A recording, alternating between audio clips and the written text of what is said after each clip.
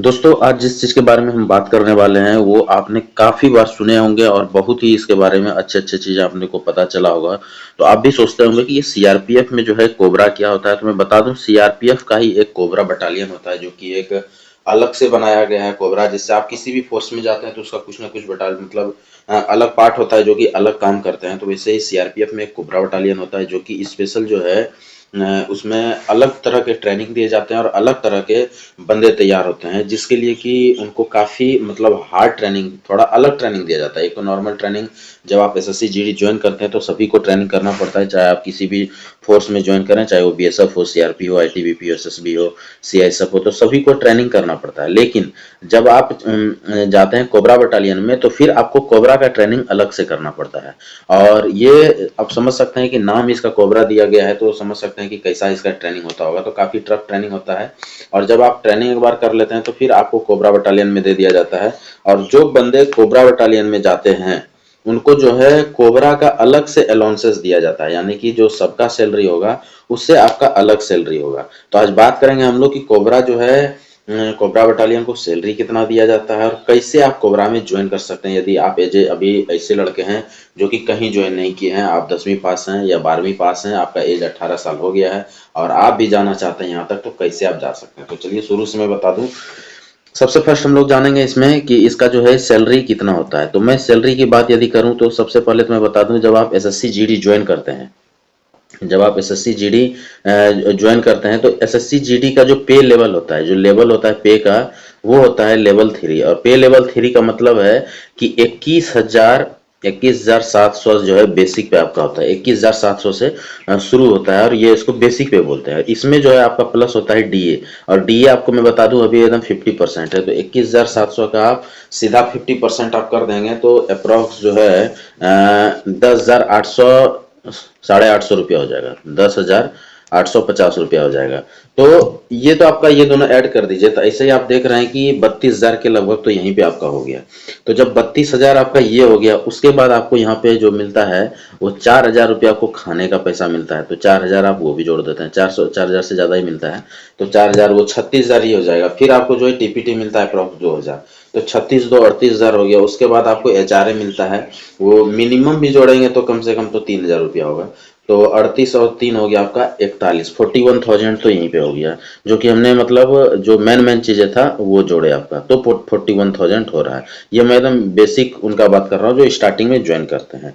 यहाँ पे एचआरए जो मैं मिनिमम 3,000 बोला वो नॉर्मल है। यदि आप वही आपका फैमिली यदि मान लीजिए कि कोई हाई क्लास सिटी में रहता है, मतलब आप ये अपना परिवार को मान लीजिए दिल्ली, मुंबई, पटना ऐसे सब जगह पे रखते हैं, तो आपका एचआरए वो 3,000 से लेके जो है बढ़ के 6,000, 7,000, 8,000 तक भी जा सकता है। तो आप यदि वो बढ़ाएंगे तो 41,000 में आपका ये भी बढ़ जाएगा। तो यहाँ तक तो हो गया कि एक नॉर्मल सैलरी, इसमें कोई भी आपका ज्यादा ऐड नहीं है। ये सभी को मिलेगा, जो भी एसएससी जीडी ज्वाइन करेंगे उन सभी का ये सैलरी आपका होने वाला है। अब इसमें जो है आपका ऐड हो जाता है रिस्क अलाउंस। रिस्क अलाउंस होता है क्या कि वो नॉर्मल होता है। आप कहीं भी मतलब नॉर्मल जगह भी आजकल ड्यूटी करते हैं तो कम से कम तो आपके 6,000 रुपया रिस्क अलाउंस आपको मिल जाता है। और ये 6 यदि जोड़ते हैं तो 47,000 यहाँ पे हो जाता है। ये जो ये 47,000 जो मैं बता रहा हूँ, ये बता रहा हूँ मैं उन सभी का जो कि नॉर्मली कहीं पे जॉब कर रहे हैं, जो कि एसएससी जीडी के थ्रू किसी में भी ज्वाइन किए हैं, उन सभी का ये सैलरी होने वाला है। क्योंकि लगभग ये 6,000 आज के डेट में लगभग हर जगह मिल जाता है। हाँ, जिसको नहीं मिलेगा उसका सैलरी 41,000 होने वाला है।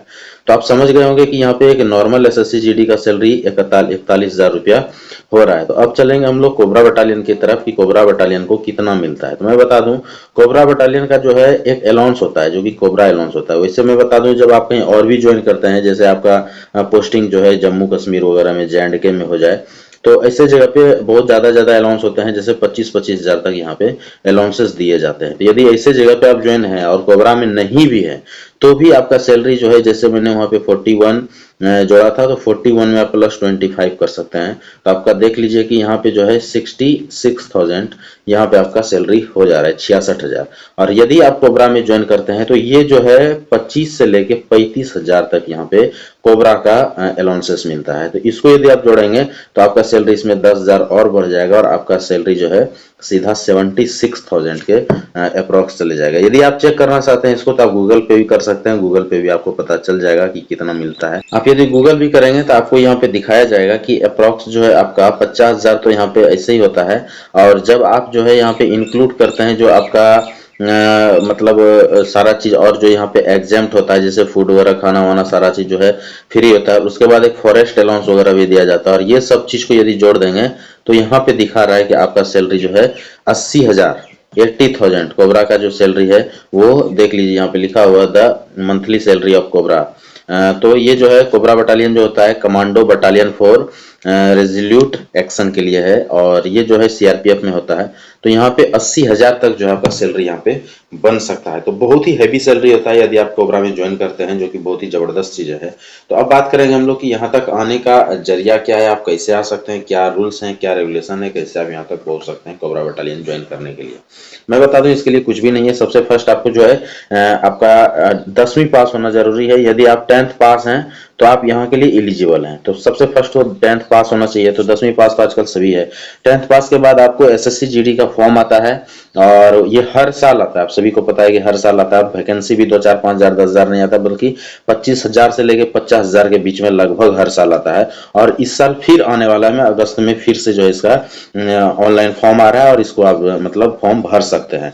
तो अब मिनिमम 18 साल एज, 10वीं पास, हाइट आपका 170 सेंटीमीटर होना चाहिए, 170 यदि आप जनरल से हैं और नॉर्मल प्लेन एरिया से हैं तो। और यदि आप एसटी से आते हैं तो आपका उस 165 भी चलेगा, क्योंकि 5 सेंटीमीटर उनको छूट है।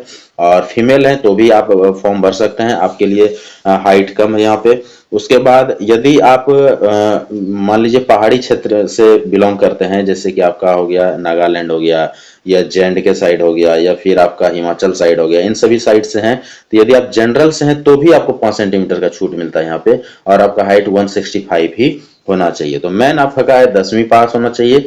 एज आपका 18 से लेकर 23 तक होना चाहिए, 18 से 23 के बीच में होना चाहिए, और हाइट 160 170 होना चाहिए। यदि आप SC ST OBC से हैं तो आपका 23 से ज्यादा भी चलेगा, जो आपको रिलैक्सेशन मिलता है, किसी को 3 साल और किसी को 5 साल, वो रिलैक्सेशन मिल जाएगा। यानी कि आपका 26 और 28 साल भी एज है तो आप फॉर्म भर सकते हैं। और जो मैंने हाइट में छूट बोला वो भी आपको यहाँ पे मिल जाएगा। उसके बाद सबसे फर्स्ट है कि आपको एक एग्जाम निकालना पड़ता है, और एग्जाम जो आपको निकालना है वो एग्जाम आपको एसएससी जीडी का निकालना है। आप सभी को पता है कि एसएससी जीडी का फॉर्म आता है, उसको भरना है।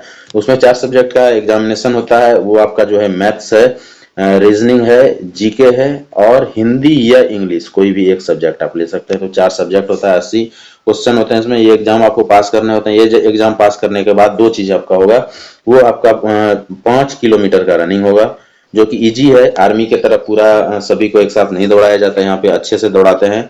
और 5 किलोमीटर का रनिंग जो है आसान होता है 1600 मीटर से, क्योंकि यहाँ पे टाइम आपको बहुत ज्यादा मिलता है। यदि आप आराम से खाली दौड़ते रह जाते हैं तो भी 5 किलोमीटर का रनिंग आपका निकल जाएगा।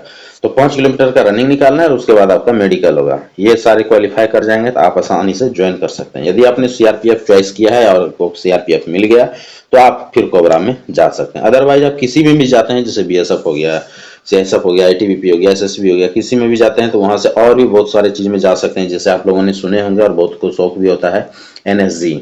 आप एनएसजी में जा सकते हैं, जो कि भी खतरनाक चीज है, और लोग बहुत लड़के नए नए यंग लड़के पसंद करते हैं एनएसजी को। तो आप एनएसजी में जा सकते हैं। फिर एसपीजी जो जानते हैं आप लोग, जो कि अपने प्रधानमंत्री के जो गार्ड होते हैं वो एसपीजी ही होते हैं, बस सिर्फ प्रधानमंत्री का ही गार्ड करते हैं और किसी का नहीं करते हैं। तो आप समझ सकते हैं वो कितना जबरदस्त चीज है। तो यहाँ भी एसएससी जीडी के थ्रू ही जाता है, तो यहाँ भी आप जा सकते हैं। तो बहुत सारे स्कोप है और बहुत ज्यादा सैलरी भी है। इसके अलावा कुछ भी आज आपको जानकारी चाहिए तो आप कमेंट्स कर सकते हैं, कुछ भी पूछ सकते हैं कमेंट्स में, आपको रिप्लाई जरूर मिल जाएगा। इससे रिलेटेड गवर्नमेंट जॉब हो गया, या कैसे तैयारी करें, कैसे पढ़ाई करें, कौन सा बुक पढ़ें, किसी भी जॉब के बारे में आप पूछ सकते हैं। इसके अलावा कुछ भी जानकारी चाहिए तो कमेंट्स कीजिए। वीडियो अच्छा लगा तो लाइक करें, सब्सक्राइब जरूर कर दें चैनल को। ऐसा वीडियो मैं आप लोगों के लिए लेकर आते रहूंगा। आज के लिए इतना ही। थैंक यू, धन्यवाद।